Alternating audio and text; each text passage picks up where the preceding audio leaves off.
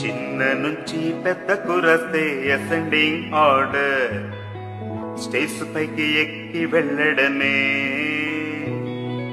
పెద్ద నుంచి చిన్నకు రాస్తే డిసెండింగ్ ఆర్డర్, స్టేజ్ దిగి కిందికి రావడమే.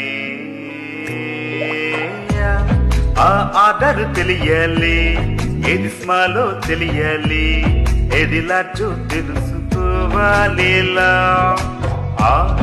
ఆ నెంబరు చదవాలి, ప్లస్ వాల్యూస్ చూడాలి, స్మాల్ బిగ్ డిసైడ్ చేసేయాలి. ఎందుకు ఏమిటని ఎలాని అన్ని ప్రశ్నించై అన్వేషించేసై. పుడతానే ఎవ్వరు గొప్పోళ్ళు అయిపోరు వెంటనే, సంకల్పాన్నే చెయ్యాలి, సాధించి చూపాలి.